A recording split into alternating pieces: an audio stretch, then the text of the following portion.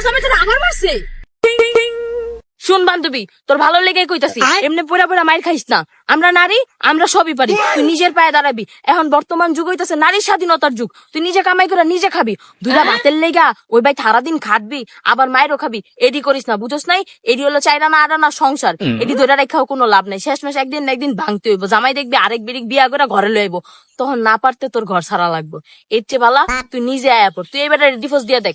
আমারে দেখ, আমার শ্বশুর বাড়িতে আমার জামাই খালি একদিন আমারে কইছিল, হেই এক গ্লাস পানি দাও। আমি কে এই হে কইলা কে? তুমি তো আমার হে কর সাহস রাখো না? হ্যাঁ, আমি তোমার বাতার খাইতাম না? আমি নগদ আমার শ্বশুর বাড়িতে আয় পড়ছি, আর জীবনও যাইতাম না। তুইও ডিভোর্স দিয়া দে, আর জীবনে এবার সংসার করিস না, দেখবি অনেক ভালো থাকবি। হ্যালো উকিল আঙ্কেল, আমার ডিভোর্স পেপারটা এক্ষুনি রেডি করেন। একদম ভালো কাম করছিস বান্ধবী। আপু তোর জামাই আইছে তোরে নিতে, কইছে 2 মিনিটে না গেলে তোর আর জীবন শ্বশুর বাড়ি নিয়ে যাইবো না। আমি এখনই যাইতাছি। শান্তনা যাইবা মানে? তুমি না কইছো শ্বশুর বাড়ি আর কখনো যাইবা না? হাত ছাড় ফাজিল ভাই, আমি কি তোর মতো রে জামাই ছাড়া থাকবো? একটা মায়া মানুষের জীবনে জামাই সবকিছু। জামাইরে ডিভোর্স দিয়ে দিছে, খারাপ মহিলা জানি কোনানকার। মানুষের কথা মতো জামাই ছাইরা দিছে। থু, তোকে মতো মহিলার কারণে সমাজ আজকে এই অবস্থা। সমাজ নোংরা হয়ে গেছে, সমাজ দূষিত হয়ে গেছে। আমি আমার জামাই লিয়ে থাকবো, আমার জামাই আমার নিতে হইছে, আমি যাই। More and more, more and more.